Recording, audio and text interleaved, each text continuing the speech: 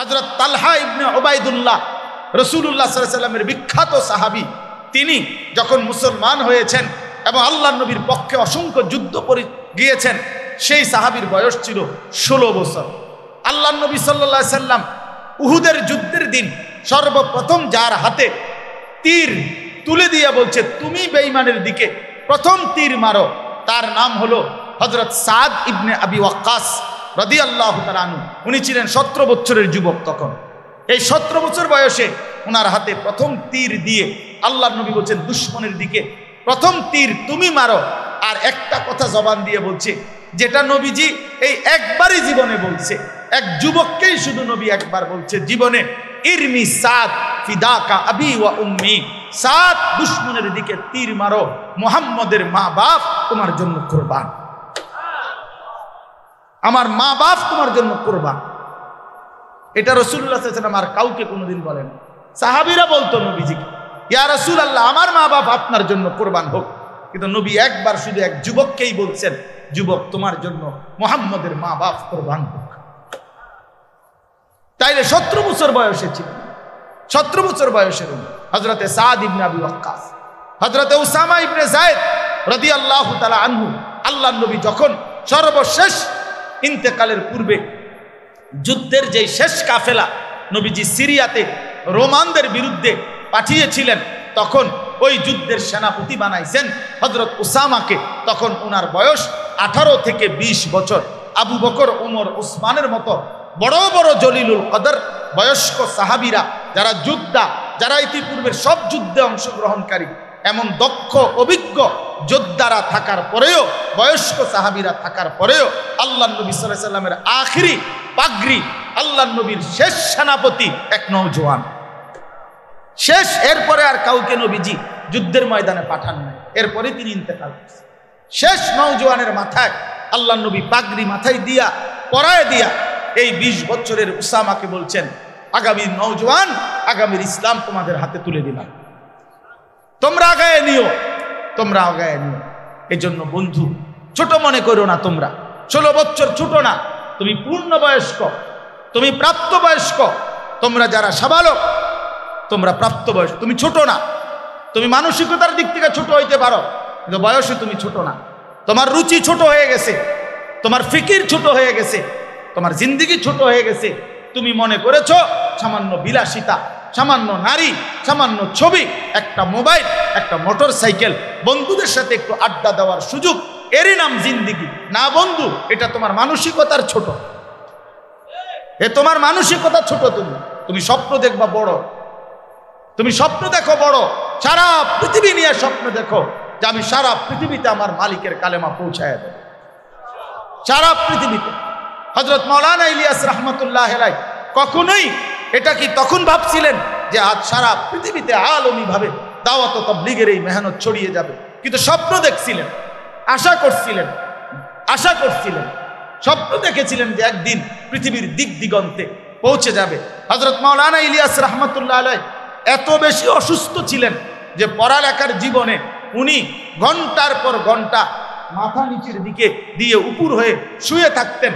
এত দুর্বল, এত অসুস্থতা ওনার ছিল যে ঠিকমতো পড়তেও পারতেন না। হযরত মাওলানা ইয়াহইয়া কান্দলভি, মানে ইলিয়াস রাহমাতুল্লাহ আলাইহির বড় ভাই ইয়াহইয়া কান্দলভি রাহমাতুল্লাহ আলাইহি, উনি খুব অসুস্থ অবস্থা থেকে যখনই একটু ভাল লাগতো তো একটু বই নিয়ে খুলতেন, তখন ইয়াহইয়া কান্দলভি রাহমাতুল্লাহ আলাইহি বলতেন, ইলিয়াস কইরা তুমি আর কিরবা, তোমার যে শরীর, হ্যাঁ শুধু শুধু কি লেগা পড়বা, হ্যাঁ তুমি তো মরেই যাইবা, তোমার দিয়ে তো আর কিচ্ছু হবে না। তখন ইলিয়াস রাহমাতুল্লাহ আলাইহি বলতো, ভাইজান আমি তো এটা বিশ্বাস করি আমারে দিয়ে কিছুই আর হবে না, তো এই জন্য না পড়েই আর লাভ কি, কিন্তু পড়ি, যেহেতু আমারে দিয়ে কিছু হইতো না আমিও বুঝছি, কারণ আমার যে শরীর, আমি যে অসুস্থ, আমারে দিয়ে কিছু হবে না, কিন্তু এরপরও একটু পড়ি। সেই মানুষটা সারা পৃথিবী আলোকিত করে দিয়েছে। যুগ জামানা বদলে দিতে চাই না হাজার জন, এক মানুষই আনতে পারে জাতির জাগরণ। একজনই পারে, একজনই চাইলে, এক বুক হিম্মত থাকতে হয়, এক অদম্য সাহস থাকতে হয়। এজন্য নওজোয়ান ভাই, আমি আজকে ইনশাআল্লাহ আবার সুযোগ হলে জোহরের পরে আসরের আগে আবার কথা বলবো ইনশাআল্লাহ। কিন্তু আজকে আমার এটুকু প্রথম কথা যে আমার শুধু ফিকির এটা, আমি বুঝাইতে পারলাম কিনা যে আমাদের নিজের আখলাক, নিজের চরিত্র, নিজের জিন্দিগি গঠন হওয়া দরকার কিনা? বলো না ভাইয়া, দরকার কিনা? তুমি বদলাও ইনশাআল্লাহ, আগামী পৃথিবী বদলে যাবে ইনশাআল্লাহ। সারা পৃথিবীতে কালেমার পতাকা উঠবে ইনশাআল্লাহ। হ্যাঁ হ্যাঁ, নওজোয়ান অসম্ভব সম্ভাবনাময়।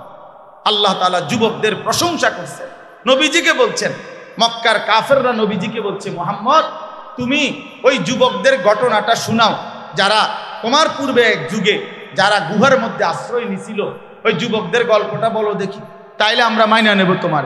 কোরআন শরীফের আয়াতের মধ্যে আছে, আল্লাহ তাআলা বলছে, বন্ধু ঘটনাটা আমি শুনাই। আল্লাহ নিজে বলছে, বন্ধু ঘটনা বহুত মজাদার ঘটনা, বন্ধু আমি শুনাই। নাহনু নাকুসসু আলাইকা নাবাআহুম বিল হক, ঘটনা আমি শোনাচ্ছি, আপনি শুনেন আমার থেকে, আমি আল্লাহ ঘটনা শুনাই। তো আল্লাহ তাআলা বড় মায়া করে ঘটনা শুরু করছে এভাবে, ইন্নাহুম ফিতিয়াতুন, ওরা না ছিল একদল যুবক, আমানু বিরাব্বিহিম, ওরা আমার উপরে ঈমান আনছিল, 7 যুবক, ওয়াজিদনাহুম হুদান, বাকি যা হেদায়েত, বাকি যা কল্যাণ সব আমি তাদের বাড়ায় দিছি, বাকিটা আমি বাড়ায় দিছি। ওয়ারাবাতনা আলা কুলুবিহিম, আমি আল্লাহ তাদের কলিজার ভিতরে ঈমান শক্ত করে রশি দিয়া বাঁধা দিছি যে পৃথিবী নড়ে যাবে।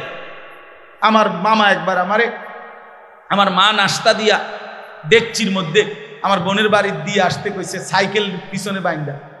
আমার মামায় আমার এটা সাইকেলের পিছনে রশি দিয়া বান দিয়া দিছে এই ডেকচিটা। এগুলারে মিজান ভাই কুড়া কয়, আর এই যে বাচ্চা হইলে, বোনের বাচ্চা হইছে, আর লাড়ু লাড়ু লাড়ু বানাইয়া ডেকচির মধ্যে কইরা দিছে। আমার মামা এটারে বান দিয়া দিছে। তো মায় বলছে আর কি, মামারে ভাই শক্ত করে বান দিয়ে দিও। তো মামায় বলছে, বোন সাইকেল ভাঙ্গা যাইতে আরে মামার এই বান খুলতো না। পরে ঠিকই আপনার মাঝখানে আমি সাইকেল থেকে পইরা, রাস্তার থেকে নিচে সাইকেল সহ গইরাইয়া মইরা পইরা, আরো মানুষ মিলে আমারে উঠাইছে, সাইকেল উঠাইছে, রাস্তা উঠাইছে, মাগার দেখছি জায়গা। ওয়ারাবাতনা আলা কুলুবিহিম, আল্লাহ বলছে ঈমান আমি কলজার মধ্যে বাইন্ধা দিছি একদম। ফলে গোটা জাতির মোকাবেলায় যুবকরা বলছে, রব্বুনা রব্বুস সামাওয়াতি ওয়াল আরদ। বাদশা জিজ্ঞাসা করছে, তোমাদের রব কে? বলছে, আমাদের রব তিনি আসমান ও জমিনের রব যিনি। লাদউ মিন দুনিহি ইলাহান। ওই 7 যুবক বলছে, বাদশা শোনো, হুমকি দিয়া লাভ নাই, বাপ মার দোহাই দিয়া লাভ নাই, পরিবারের কথা বলে লাভ নাই। লান নাদউ মিন দুনিহি ইলাহান, আল্লাহকে ব্যতীত আমরা জান চলে যাবে অন্য কাউকে ডাকবো না, অন্য কাউকে ডাকবো না। লাকাদ কুলনা ইদাম শাতাতা, যদি আল্লাহকে বাদ দিয়ে কারো ডাকি তো এটা হবে আমাদের জন্য দুর্ভাগ্য, দুর্ভাগ্য। এই জন্য ইনশাআল্লাহ আগামীর নওজোয়ান তুমি যদি হিম্মত করো, চরিত্র সুন্দর করো, আখলাক ঠিক করো, ইনশাআল্লাহ তোমার হাতে মাহাদির পতাকা উড়বে ইনশাআল্লাহ, ইসলামের পতাকা উড়বে ইনশাআল্লাহ, কালেমার পতাকা উড়বে ইনশাআল্লাহ। রাজি তো আমরা ইনশাআল্লাহ? সবাই রাজি তো ইনশাআল্লাহ? আল্লাহ তাআলা হিম্মত দান করেন। যুব সমাজ কায়রো বিশ্ববিদ্যালয়ে, আমি ভাবতেছিলাম তাদের সাথে আলাপ করব এই বিষয়গুলো, কি যে আজ অধিকাংশ মুসলিম দেশে শরিয়া আইন বাস্তবায়ন না হওয়া, মানব রচিত আইন ও নীতিমালার প্রতি আস্থাশীল হওয়া এবং কোরআন সুন্নাহ বিমুখ হওয়া, এই ব্যাপারে আমাদের নওজোয়ানদের কি কর্মসূচি হওয়া উচিত? আমি ভাবছিলাম এটা বলব। 2, অনেক মুসলিম ভূখণ্ড অমুসলিম শক্তি কর্তৃক বেদখল হয়ে যাওয়া, যেমন বিশেষত ফিলিস্তিন, ইরাক, কাশ্মীর। মিডিয়া কর্তৃক ইসলামকে লক্ষ্য করে সাঁড়াশি আক্রমণ, প্রকাশ্যে রাসূলুল্লাহ সাল্লাল্লাহু আলাইহি ওয়াসাল্লাম, বিশিষ্ট সাহাবায়ে কেরাম, আলেম ওলামাকে গালিগালাজ ও সমালোচনা করা হয়। প্রিন্ট ও ইলেকট্রনিক মিডিয়া তথা দৈনিক পত্র পত্রিকা, রেডিও, টেলিভিশন ও ইন্টারনেটে এই সমস্ত অশুভ কর্মের মহড়া আজ খুব স্বাভাবিক বিষয় হয়ে দাঁড়িয়েছে। এক্ষেত্রে আমরা কি করতে পারি? অর্থাৎ অধিকাংশ মুসলিম দেশ আজ অপরিশুদ্ধ ঋণে জর্জরিত। বাহ্যত এই ঋণ থেকে বেরিয়ে আসা তাদের পক্ষে প্রায় অসম্ভব। প্রশাসনিক দুর্নীতি, স্বচ্ছতার অভাব, সুদ, ঘুষ, চুরি, ডাকাতি, ছিনতাই, রাহাজানি, জালিয়াতি, আত্মসাৎ, মিথ্যা অপবাদ, এই সমস্ত অনৈতিক কার্যাবলী মুসলিম বিশ্বের বহু দেশকে সভ্য উন্নত দেশের তালিকার একেবারে নিচের দিকে ঠাঁই দিয়েছে। এক্ষেত্রে আমাদের পদক্ষেপ কি হইতে পারে? জ্ঞান বিজ্ঞানে পিছিয়ে পড়া, কারিগরি ও সৃজনশীল শিক্ষা ঘাটতি, বিশ্বের বহু অঞ্চলে ইসলামের দাওয়াত না পৌঁছা, মানব জাতির একটা বৃহৎ অংশ এখনো ইসলামের বাণী শুনেনি, অথবা শুনে থাকলেও মিথ্যা কিংবা বিকৃত বাণী শুনেছে। অথচ মুসলিম উম্মার জন্য ফরজ ভূপৃষ্ঠের প্রত্যেক ব্যক্তির কাছে ইসলামের দাওয়াত পৌঁছানো। এরম অনেকগুলো লিখছে।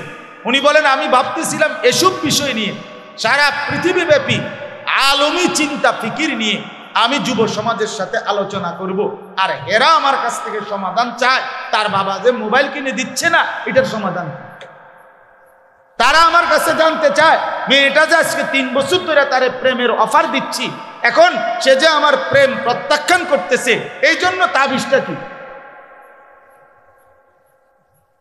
বুঝেন নাই কথাটা? এই হলো, তিনি বলেন যে যুবক তার সমস্যা জানতে চাইছে আমার কাছে, বলছে এটা সমাধান চাচ্ছে, এগুলা মোবাইলের সমস্যা, তার নারীর প্রেমের বিষয়।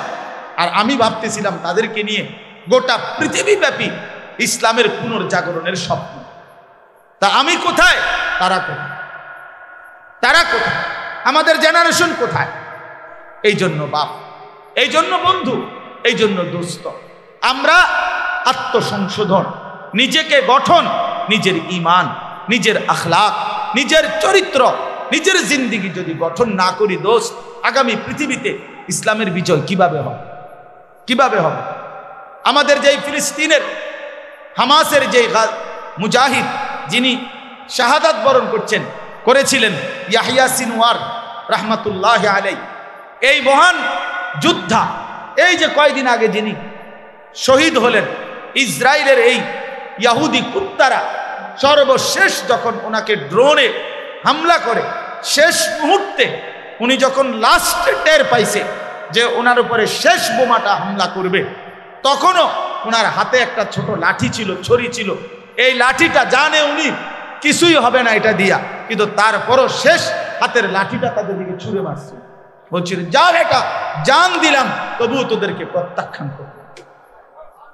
কলিজার শেষ রক্ত দিয়েও, কলিজার শেষ রক্ত দিছে, কিন্তু ইসলামের উপরে মজবুত ছিল, দ্বীনের উপরে মজবুত ছিল, দ্বীনের উপরে।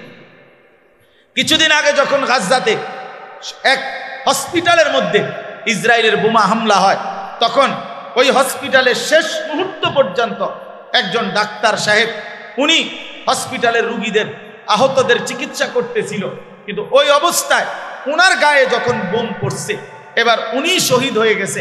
এই শহীদ হওয়ার পূর্ব মুহূর্তে হসপিটালের সাদা যেই ব্ল্যাকবোর্ড, সাদা বোর্ড, হোয়াইট বোর্ড, এই হোয়াইট বোর্ডের মধ্যে উনি শেষ লিখে গেছে, আগামী প্রজন্ম আমাদের মনে রেখো, আমরা শেষ পর্যন্ত চেষ্টা করছি। এই কথা লিখে উনি মরে গেছে, শহীদ হয়ে গেছে। ফিলিস্তিনের যিনি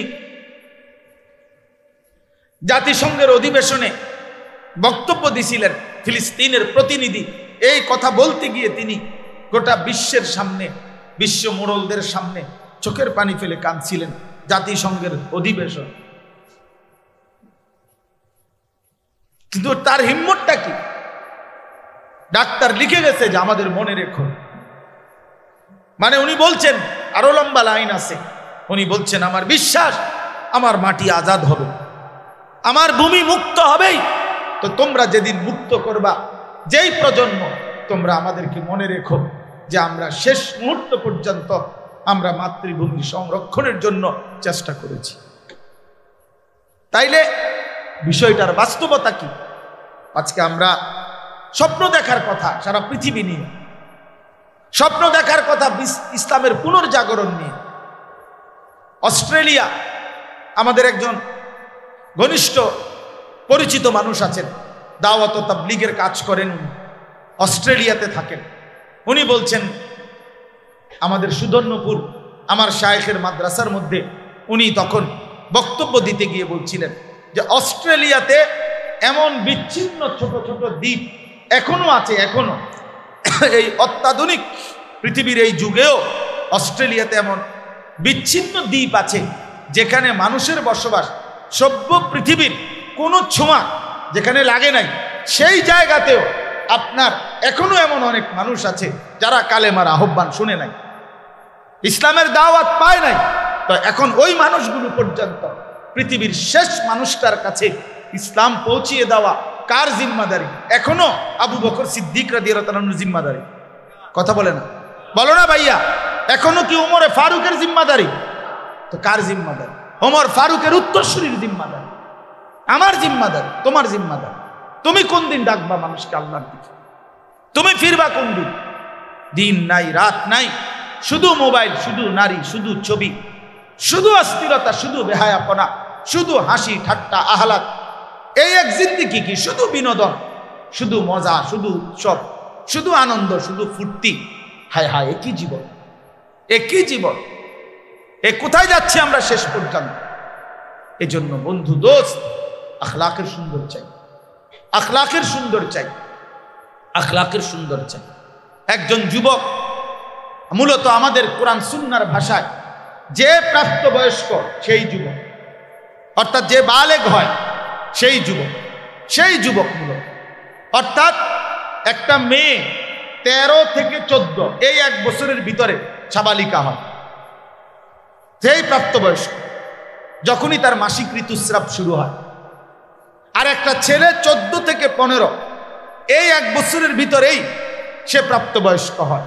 এই বছরের ভিতরেই স্বাভাবিকভাবে তার বীর্যপাত হয়, স্বপ্নদোষ হয়, বীর্যপাত হয়। আর তখন থেকেই সে, যেদিন থেকে প্রথম তার বীর্যপাত হয়েছে সেদিন থেকেই সে সাবালক, যুবক, প্রাপ্তবয়স্ক। সেদিন থেকে মৃত্যু পর্যন্ত খোদার কসম প্রতি সেকেন্ডের হিসাব আল্লাহ তাআলা নেবেন। এক এক সেকেন্ডের হিসাব আল্লাহ তাআলা নেবেন, এক এক সেকেন্ডের হিসাব আল্লাহ তাআলা নেবে। তাইলে তুমি বন্ধু 15 বছর, 16 বছর, 17 বছর বলে নিজেরে ছোট মনে করলা কেন? তুমি ভাবলা যে আমি এখনো বাচ্চা মানুষ। তোমার বাপে কয় তুমি বাচ্চা, তুমি নিজেও ভাবতেছো এখনো লাইফটা এনজয় করি, আমার এখনো আরো অনেক সময় বাকি। কে বলছে অনেক সময় বাকি? ইন্না যারআ কাদ তুদরিকুল আহাতু ক্বাবলা আন ইয়াবলুগা। হাসান বসরি রাহমাতুল্লাহ আলাইহি বলছেন, ইয়া মাশারাশ শাবাব। হাসান বসরি রাহমাতুল্লাহ আলাইহি বলেন, হে যুবক, হে যুব সমাজ, মনে রেখো অসংখ্য ফুল পরিপক্ক হওয়ার আগে, ফলে পরিণত হওয়ার আগেই ঝরে যায়। অসংখ্য ফল একেবারে পাকা পর্যন্ত পৌঁছায় না, তার আগেই ঝরে যায়। তার মানে গাছের আমের যেই মুকুল বের হয় সবগুলো আম হয়, যেটুকু ছোট ছোট আম হয় সবগুলো বড় হইয়া পাকে না, ঝরে যায় বেশি না থেকে যায় বেশি? ঝরে যায় বেশি। এই জন্য বৃদ্ধ হয় কম, কিশোর নওজোয়ান, এটা মনে রাখো, এর আগেই যৌবন কালেই মৃত্যু হয়ে যায়, অধিকাংশ মৃত্যু হয়ে যায়। কাজে সময় বেশি নাই, সময় আজকেই, সময় এখনই, সময় এখনই। আল্লাহ তাআলা কুরআনুল কারীমের মধ্যে বলছেন শিশুকালকে দফ, শিশুকাল হলো দুর্বল, বৃদ্ধকালকে আল্লাহ বলছে দফ, দফ মানে দুর্বল। শুধু কোরআনে আল্লাহ কসম, আল্লাহ বলছে শক্তি, কুওয়াতান, এটা যৌবন, যৌবনকালকে আল্লাহ শক্তি বলছে। তাহলে যৌবনই মানে শক্তি, শক্তি মানেই যৌবন, শক্তি মানেই যৌবন। এই জন্য যৌবনকালে কেউ যদি নষ্ট হয়ে যায় পরে ঘুরে দাঁড়ানো কঠিন, পরে ঘুরে দাঁড়ানো। এই উঠতি বয়সে যে নষ্ট হয়ে যায়, চরিত্রহীন হয়ে যায়, গুনার মজা পাইয়া যায়, নারীর মজা, গুনার মজা, জিনার মজা, ব্যভিচারের মজা, অশ্লীলতার মজা, নিজের হাত, নিজের লজ্জাস্থানকে নাপাক ব্যবহার করা, অসভ্যতাতে মজা পেয়ে যায়, ফিরে আসা কঠিন হয়ে যায়, কঠিন হয়ে যায় দোস্ত। এই জন্য বন্ধু 16 বছর ছোট না, 17 বছর ছোট না। রাসূলুল্লাহ সাল্লাল্লাহু আলাইহি সাল্লামের বিখ্যাত সাহাবী জুবাইর ইবনুল আওয়াম, উনি যখন মুসলমান হয়ে নবীজির সঙ্গী হয়েছেন তখন উনার বয়স ছিল 15 বছর। হযরত তালহা ইবনে উবাইদুল্লাহ, রাসূলুল্লাহ সাল্লাল্লাহু আলাইহি সাল্লামের বিখ্যাত সাহাবী, তিনি যখন মুসলমান হয়েছেন এবং আল্লাহর নবীর পক্ষে অসংখ্য যুদ্ধ করে গিয়েছেন, সেই সাহাবীর বয়স ছিল 16 বছর। আল্লাহর নবী সাল্লাল্লাহু আলাইহি সাল্লাম উহুদের যুদ্ধের দিন সর্বপ্রথম যার হাতে তীর তুলে দিয়ে বলছে তুমি বেঈমানের দিকে প্রথম তীর মারো। তার নাম হলো হযরত সাদ ইবনে আবি ওয়াক্কাস রাদিয়াল্লাহু তাআলা আনহু। উনি ছিলেন 17 বছরের যুবক তখন। এই 17 বছর বয়সে ওনার হাতে প্রথম তীর দিয়ে আল্লাহর নবী বলছেন দুশমনের দিকে প্রথম তীর তুমি মারো। আর একটা কথা জবান দিয়ে বলছে যেটা নবীজি এই একবারই জীবনে বলছে, এক যুবককেই শুধু নবী একবার বলছে জীবনে, ইরমি সাদ ফিদাকা আবি ওয়া উম্মি, সাদ দুশমনের দিকে তীর মারো, মুহাম্মদের মা বাপ তোমার জন্য কুরবান, আমার মা বাপ তোমার জন্য কুরবান। এটা রাসূলুল্লাহ সাল্লাল্লাহু আলাইহি ওয়াসাল্লাম আর কাউকে কোনোদিন বলেন। সাহাবীরা বলতো নবীজিকে, ইয়া রাসূলুল্লাহ আমার মা বাপ আপনার জন্য কুরবান হোক, কিন্তু নবী একবার শুধু এক যুবককেই বলছেন যুবক তোমার জন্য মুহাম্মদের মা বাপ কুরবান হোক। তাইলে 17 বছর বয়সে ছিল, 17 বছর বয়সের হযরতে সাদ ইবনে আবি ওয়াক্কাস, হযরতে উসামা ইবনে যায়েদ রাদিয়াল্লাহু তাআলা আনহু, আল্লাহর নবী যখন সর্বশেষ ইন্তেকালের পূর্বে যুদ্ধের যে শেষ কাফেলা নবীজি সিরিয়াতে রোমানদের বিরুদ্ধে পাঠিয়েছিলেন, তখন ওই যুদ্ধের সেনাপতি বানাইছেন হযরত উসামাকে। তখন ওনার বয়স 18 থেকে 20 বছর। আবু বকর, ওমর, উসমানের মতো বড় বড় জলিলুল কদর বয়স্ক সাহাবীরা, যারা যোদ্ধা, যারা ইতিপূর্বের সব যুদ্ধে অংশগ্রহণকারী, এমন দক্ষ অভিজ্ঞ যোদ্ধারা থাকার পরেও, বয়স্ক সাহাবীরা থাকার পরেও আল্লাহর নবী সাল্লাল্লাহু আলাইহি সাল্লামের আখিরি পাগড়ি, আল্লাহর নবীর শেষ সেনাপতি এক নওজোয়ান, শেষ। এরপরে আর কাউকে নবীজি যুদ্ধের ময়দানে পাঠান নাই, এরপরে তিনি ইন্তেকাল করেছেন। শেষ নওজোয়ানের মাথায় আল্লাহর নবী পাগড়ি মাথায় দিয়া পরায় দিয়া এই 20 বছরের উসামাকে বলছেন আগামী নওজোয়ান, আগামীর ইসলাম তোমাদের হাতে তুলে দিলাম, তোমরা আগায় নিও, তোমরা আগায় নিও। এই জন্য বন্ধু ছোট মনে করো না, তোমরা 16 বছর ছোট না, তুমি পূর্ণবয়স্ক, তুমি প্রাপ্তবয়স্ক, তোমরা যারা সাবালক তোমরা প্রাপ্তবয়স্ক, তুমি ছোট না। তুমি মানসিকতার দিক থেকে ছোট হইতে পারো, কিন্তু বয়সে তুমি ছোট না। তোমার রুচি ছোট হয়ে গেছে, তোমার ফিকির ছোট হয়ে গেছে, তোমার জিন্দেগি ছোট হয়ে গেছে। তুমি মনে করেছো সামান্য বিলাসিতা, সামান্য নারী, সামান্য ছবি, একটা মোবাইল, একটা মোটর সাইকেল, বন্ধুদের সাথে একটু আড্ডা দেওয়ার সুযোগ, এরই নাম জিন্দেগি। না বন্ধু, এটা তোমার মানসিকতার ছোট, এ তোমার মানসিকতা ছোট। তুমি স্বপ্ন দেখবা বড়, তুমি স্বপ্ন দেখো বড়, সারা পৃথিবী নিয়ে স্বপ্ন দেখো যে আমি সারা পৃথিবীতে আমার মালিকের কালেমা পৌঁছায় দেব, সারা পৃথিবীতে। হযরত মাওলানা ইলিয়াস রাহমাতুল্লাহ আলাইহি কখনোই এটা কি তখন ভাবছিলেন যে আজ সারা পৃথিবীতে আলমী ভাবে দাওয়াত ও তাবলীগের এই মেহনত ছড়িয়ে যাবে? কিন্তু স্বপ্ন দেখছিলেন, আশা করছিলেন, স্বপ্ন দেখেছিলেন যে একদিন পৃথিবীর দিক দিগন্তে পৌঁছে যাবে। হযরত মাওলানা ইলিয়াস রাহমাতুল্লাহ আলাইহি এত বেশি অসুস্থ ছিলেন যে পড়ালেখার জীবনে উনি ঘন্টার পর ঘন্টা মাথা নিচের দিকে দিয়ে উপর হয়ে শুয়ে থাকতেন। এত দুর্বল, এত অসুস্থতা ওনার ছিল যে ঠিকমতো পড়তেও পারতেন না। হযরত মাওলানা ইয়াহইয়া কান্দলভি, মানে ইলিয়াস রাহমাতুল্লাহ আলাইহির বড় ভাই ইয়াহইয়া কান্দলভি রাহমাতুল্লাহ আলাইহি, উনি খুব অসুস্থ অবস্থা থেকে যখনই একটু ভাল লাগতো তো একটু বই নিয়ে খুলতেন। তখন ইয়াহইয়া কান্দলভি রাহমাতুল্লাহ আলাইহি বলতেন, ইলিয়াস কইরা তুমি আর কিরবা, তোমার যে শরীর, হ্যাঁ শুধু শুধু কি লেগা পড়বা, হ্যাঁ তুমি তো মরেই যাইবা, তোমার দিয়ে তার কিচ্ছু হবে না। তখন ইলিয়াস রাহমাতুল্লাহ আলাইহি বলতো, ভাইজান আমি তো এটা বিশ্বাস করি আমারে দিয়ে কিছুই আর হবে না, তো এই জন্য না পড়েই আর লাভ কি, কিন্তু পড়ি, যেহেতু আমারে দিয়ে কিছু হইতো না আমিও বুঝছি, কারণ আমার যে শরীর, আমি যে অসুস্থ, আমারে দিয়ে কিছু হবে না, কিন্তু এরপরও একটু পড়ি। সেই মানুষটা সারা পৃথিবী আলোকিত করে দিয়েছে। যুগ জামানা বদলে দিতে চাই না হাজার জন, এক মানুষই আনতে পারে জাতির জাগরণ। একজনই পারে, একজনই চাইলে, এক বুক হিম্মত থাকতে হয়, এক অদম্য সাহস থাকতে হয়। এজন্য নওজোয়ান ভাই, আমি আজকে ইনশাআল্লাহ আবার সুযোগ হলে জোহরের পরে আসরের আগে আবার কথা বলবো ইনশাআল্লাহ, কিন্তু আজকে আমার এটুকু প্রথম কথা যে আমার শুধু ফিকির এটা, আমি বুঝাইতে পারলাম কিনা যে আমাদের নিজের আখলাক, নিজের চরিত্র, নিজের জিন্দেগি গঠন হওয়া দরকার কিনা, বলো না ভাইয়া, দরকার কিনা? তুমি বদলাও ইনশাআল্লাহ, আগামীর পৃথিবী বদলে যাবে ইনশাআল্লাহ। সারা পৃথিবীতে কালেমার পতাকা উঠবে ইনশাআল্লাহ। হ্যাঁ হ্যাঁ, নওজোয়ান অসম্ভব সম্ভাবনাময়। আল্লাহ তাআলা যুবকদের প্রশংসা করছেন, নবীজিকে বলছেন, মক্কার কাফেররা নবীজিকে বলছে, মুহাম্মদ তুমি ওই যুবকদের ঘটনাটা শোনাও, যারা তোমার পূর্বে এক যুগে যারা গুহার মধ্যে আশ্রয় নিছিল, ওই যুবকদের গল্পটা বলো দেখি, তাইলে আমরা মাইনা নেব তোমার। কোরআন শরীফের আয়াতের মধ্যে আছে, আল্লাহ তাআলা বলছে, বন্ধু ঘটনাটা আমি শুনাই। আল্লাহ নিজে বলছে, বন্ধু ঘটনা বহুত মজাদার ঘটনা, বন্ধু আমি শুনাই। নাহনু নাকুসসু আলাইকা নাবাআহুম বিল হক, ঘটনা আমি শোনাচ্ছি, আপনি শুনেন আমার থেকে, আমি আল্লাহ ঘটনা শুনাই। তো আল্লাহ তাআলা বড় মায়া করে ঘটনা শুরু করছে এভাবে, ইন্নাহুম ফিতিয়াতুন, ওরা না ছিল একদল যুবক, আমানু বিরাব্বিহিম, ওরা আমার উপরে ঈমান আনছিল, 7 যুবক, ওয়াজিদনাহুম হুদান, বাকি যা হেদায়েত, বাকি যা কল্যাণ সব আমি তাদের বাড়ায় দিছি, বাকিটা আমি বাড়ায় দিছি।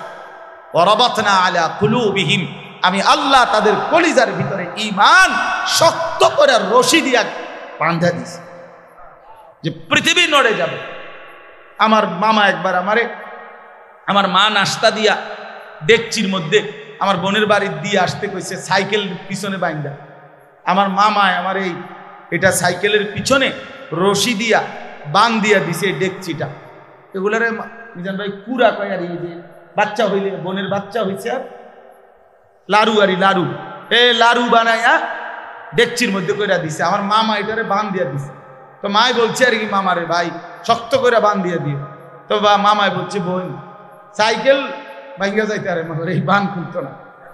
আরে ঠিকই, আপনার মাঝখানে আমি সাইকেল থেকে পইরা, রাস্তার থেকে নিচে সাইকেল সহ গইরাইয়া মইরা পইরা, আরো মানুষ মিলে আমারে উঠাইছে, সাইকেল উঠাইছে, রাস্তা উঠাইছে, মাগার দেখছি জায়গা। ওয়ারাবাতনা আলা কুলুবিহিম, আল্লাহ বলছে ঈমান আমি কলজার মধ্যে বাইন্ধা দিছি একদম। ফলে গোটা জাতির মোকাবেলায় যুবকরা বলছে, রব্বুনা রব্বুস সামাওয়াতি ওয়াল আরদ।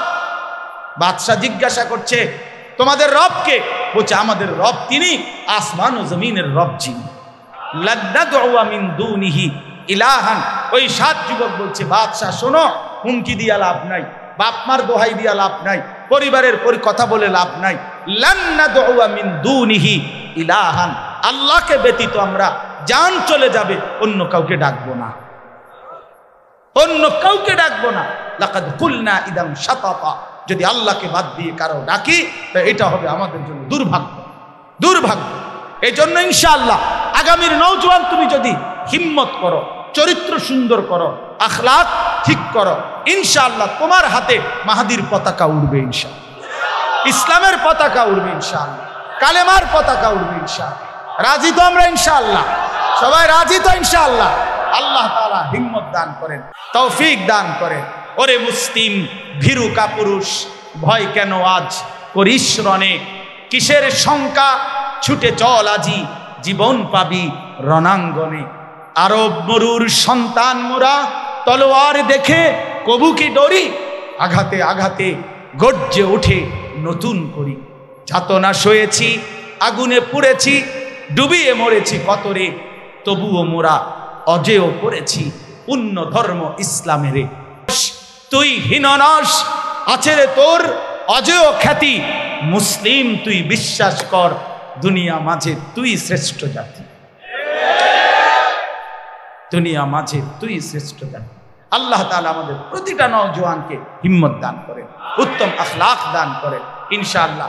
আমার পরম শ্রদ্ধেয়, আমি শুরুতেই বলছি, আমাদের দাওয়াত ও তাবলীগের অন্যতম সাথী, জীবনের সব ক্ষেত্রে আমরা একসাথে দাওয়াত ও তাবলীগের সব কাজ একসাথে মিলেমিশে আমরা করি।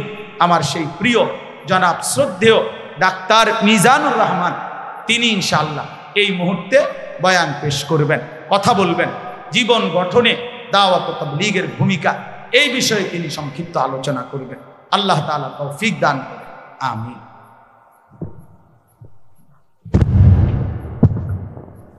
মুহাম্মদ কামা বারাকতা আলা ইব্রাহিম ওয়া আলা আলি ইব্রাহিম ইন্নাকা হামিদুম মাজিদ। সুবহানাকা লা ইলমা লানা ইল্লা মা আল্লামতানা ইন্নাকা আনতাল আলিমুল হাকিম। কোরআন শরীফ আছে।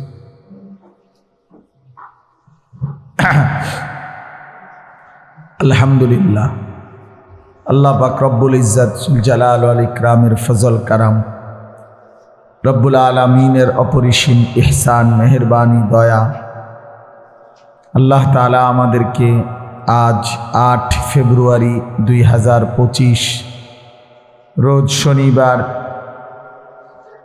আমাদের প্রাণপ্রিয় দ্বীনী প্রতিষ্ঠান মাদ্রাসায়ে আশরাফুল উলুম ময়নামতি বুড়িচং কুমিল্লা এর উদ্যোগে প্রতি মাসের ন্যায় আয়োজিত আজকের এই মাসিক ইসলাহি মজলিসে আল্লাহ তাআলাই আমাদেরকে আসবার বসবার আল্লাহর জন্যই জমা হওয়ার তৌফিক দান করেছেন। এই জন্য আমরা সকলেই বলি আলহামদুলিল্লাহ। স্বাভাবিকভাবে আমাদের এই মাসিক ইসলাহি মজলিসে জোহরের আগে মা বোনদের জন্য বয়ান হয়, আসর থেকে এশা পুরুষদের জন্য বয়ান। কিন্তু আলহামদুলিল্লাহ আজকে আমরা আরও একটা আয়োজন ছিল আমাদের এই মাদ্রাসায় ইসলাহি মজলিস। সেটা হলো সকাল 10টা থেকে আসর পর্যন্ত প্রায় 4:30 পৌনে 5টা পর্যন্ত কিশোর যুবকদের জন্য বিশেষ ইসলাহি মজলিস হয়েছে। আলহামদুলিল্লাহ অনেক নওজোয়ান আলহামদুলিল্লাহ সারা দেশ থেকে আসছে এবং আমাদের মুরব্বী উলামায়ে কেরাম, বিশেষ করে আমার শায়েখ আল্লামা মুফতি মুশতাকুন নবী কাসিমি দামাত বারাকাতুহুমুল আলিয়া, আল্লামা মুফতি আমজাদ হুসাইন সাহেব, হজরত মাওলানা মুফতি ইউসুফ বিন ইকবাল সহ উলামায়ে কেরাম কথা বলেছেন। তো আলহামদুলিল্লাহ এতক্ষণ পর্যন্ত হাফেজ মাওলানা আতিকুর রহমান আশরাফি আপনাদের সামনে কথা বলেছেন। আমি আপনাদের সামনে কোরআনুল কারীমের সূরা বাকারার 185 নম্বর আয়াত এর অংশ বিশেষ তেলাওয়াত করেছি, মানে আয়াতের অর্ধেক অংশ তেলাওয়াত করছি। সূরা বাকারার 185 নম্বর আয়াত। মূলত কোরআনুল কারীমের এখানে 5টা আয়াত 183 থেকে 187। সূরা বাকারার এই 5টি আয়াত হলো, কথা বলে কি কথা, আমাদের বাচ্চা কথা কয় মনে, এই 5টা আয়াত হলো মাহে রমজান সম্পর্কে। কোরআনুল কারীমে একসাথেই মাহে রমজানের উপরে আলোচনা। এই 5টি আয়াতের মধ্যেই কোরআনুল কারীমের মাহে রমজানের উপরে আল্লাহ তাআলা প্রয়োজনীয় কথা, দিক নির্দেশনা উল্লেখ করেছেন। এজন্য প্রত্যেকের উচিত কোরআনুল কারীমের এই 5টি আয়াত রমজানের পূর্বেই পড়ে নেওয়া, শুনে নেওয়া উচিত। তাইলে সুবিধা হলো আল্লাহ পাক রব্বুল আলামিন রমজান এবং রোজা সম্পর্কিত যা বলেছেন তা সংক্ষেপে শুনে নিল, এতে করে তার নিজেরই ফায়দা হবে এবং আমলের মধ্যে অনেক উপকার হবে। ইসলামী শরীয়তের একটা গুরুত্বপূর্ণ মাসআলা এটা, যে যেই আমলের যেই হুকুম ওই আমলের মাসআলা জানারও সেই হুকুম। তাহলে রমজান মাসের রোজা এটা একটা ফরজ ইবাদত, অতএব রমজানের রোজা সম্পর্কিত মাসআলা জানা এটাও ফরজ, এটাও গুরুত্বপূর্ণ। অনেক গুরুত্বপূর্ণ মাসআলা এখানে আছে, যেখানে ছোটোখাটো কোনো ভুলের কারণে রমজান রোজা ত্রুটিযুক্ত হয়ে গেল, তাহলে ব্যক্তি তো আমল করছিল ঠিক, কিন্তু সামান্য ভুল বা অজানার কারণে তার আমলটা বাদ হয়ে গেল। কোরআন শরীফে আছে সূরা হুজরাতের মধ্যে আল্লাহ তাআলা বলছেন, ইমানদার এমন ভুল করো না, এমন কোনো অপরাধ করো না যে যার দ্বারা এমন হয় আনতাহবাতা আমালুকুম ওয়া আনতুম লা তাশউরুন, তোমাদের পুরা জিন্দেগীর আমল একসাথে নষ্ট হয়ে গেল অথচ তোমাদের জানাই হলো না। মানে তুমি জানোই না, ওয়া আনতুম লা তাশউরুন, তোমাদের মনেই নাই, জানাই নাই, তোমার খবরই নাই, তোমার যে সমস্ত আমল বরবাদ হয়ে গেল, একসাথে নিশ্চিহ্ন হয়ে গেল। এই জন্য এটা জরুরি। দিন আল্লাহ নবী সাল্লাল্লাহু আলাইহি ওয়াসাল্লাম বলছেন শরীয়তের প্রত্যেকটা আমলের ক্ষেত্রে প্রয়োজনীয় মাসআলা জানা এটা আমাদের প্রত্যেকের জন্যই জরুরি, প্রত্যেকের জন্যই জরুরি। এটা উচিত।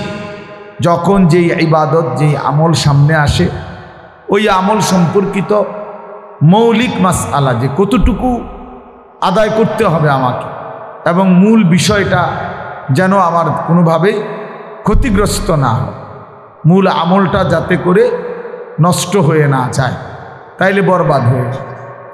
আমার শায়েখ আল্লামা মুফতি মুশতাকুর নবী সাহেব হুজুর বলেন যে 3টা জিনিস মানুষকে জাহান্নামে নিয়ে যায়।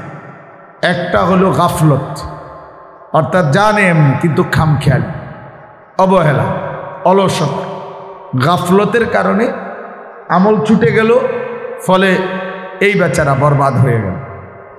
আরেক 2 নম্বর হলো জাহালত, মানে না জানা, অজ্ঞতা, মূর্খতা, অর্থাৎ কোরআন এবং সুন্নাত বিধানটাই সে জানে না, জানার কোনো মানসিকতাই, জানার কোনো যে কোরআন শরীফ হাদিস শরীফ কি বলছে, নামাজ শুদ্ধ হইতে হইলে নামাজের মধ্যে যাবতীয় হুকুম আহকাম সহি শুদ্ধ জানা এটা জরুরি। কিন্তু এটা অনেকের জানার মানসিকতা না, নিজে নিজে যা শিখছে অথবা ভুলে ভরা ওইটাই আপনার আমল করে যাচ্ছে, আমল করে যাচ্ছে। কোরআনুল কারীমের মধ্যে আছে ফাখালাফা মিন বা'দিহিম খালফুন আদাউস সালাতা ওয়াত্তাবাউশ শাহাওয়াত ফাসাউফা ইয়ালকাউনা গাইয়া। আল্লাহ তাআলা বলেন যে নিকৃষ্ট প্রজন্ম, ওই প্রজন্ম যারা তাদের নামাজকে নষ্ট করে ফেলে, তার মানে নামাজ আদায় তো করে কিন্তু অশুদ্ধতা এবং ভুলের মাধ্যমে নামাজটাকে নষ্ট করে ফেলে এবং মনের চাহিদার অনুসরণ করে। আল্লাহ বলেন তাদেরকে জাহান্নামের সর্বনিকৃষ্ট গর্ত গাই, এটা একটা গর্তের নাম, গাই নামক এই গর্তের মধ্যে তাদেরকে ছুঁড়ে ফেলা হয়। নাউযুবিল্লাহ। তাইলে আদাউস সালাত, নামাজ পড়লেন ঠিক আছে কিন্তু নামাজটা আসলে নষ্ট হইল না। সূরা কেরাত, দোয়া কালাম, রুকু সেজদা যথোপযুক্তভাবে না হওয়ার কারণে আপনার নামাজটার কোনো ফায়দা আসলো না, আমল করছে কিন্তু কোনো লাভ হইল না। আল্লাহ তাআলা কোরআনুল কারীম এভাবে নাজিল করে নাই আপনি যেভাবে ভুল পড়তেছেন। রাসূলুল্লাহ সাল্লাল্লাহু আলাইহি ওয়াসাল্লাম রুকু সেজদা এভাবে শিখায় নাই আপনি যেভাবে দিচ্ছেন। তাইলে এক তো হলো বেখেয়ালি হলো, কিন্তু বছরের পর বছর ভুলে থাকা, ভুল করতে থাকা, কোনো শুধরানোর কোনো ফিকিরে নাই, এটা উচিত না। তাহলে এই জন্য বললাম মানুষের বরবাদির জাহান্নামী হওয়ার দ্বিতীয় কারণ হলো জাহালত, অজ্ঞতা, মূর্খতা, দিন সম্পর্কে না জানা। 3 নাম্বার হলো দালালাত, পথভ্রষ্টতা, অর্থাৎ আল্লাহ তাআলাই তাকে অব্যাহত গুনাহ নাফরমানির কারণে আল্লাহই তাকে গোমরা করে দিয়েছে, আর সে এখন আর কল্যাণের পথ চিনে না, হকের পথ চিনে না, আখিরাতের রাস্তা চিনে না, জান্নাতের পথটা বোঝেই না, সে বিষয় বোঝেই না।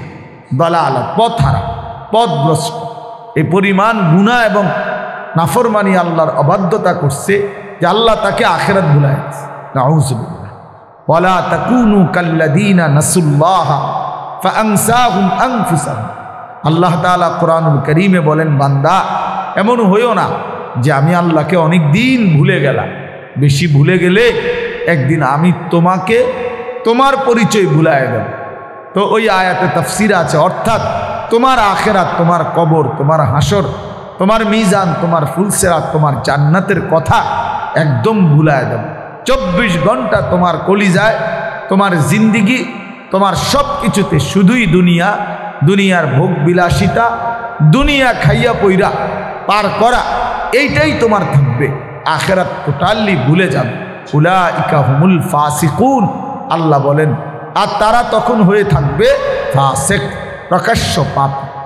এই জন্য অব্যাহত গুনাহ করতে না, গুনার উপরে জমে থাকতে নেই, গুনার উপরে লেগে থাকতে নেই।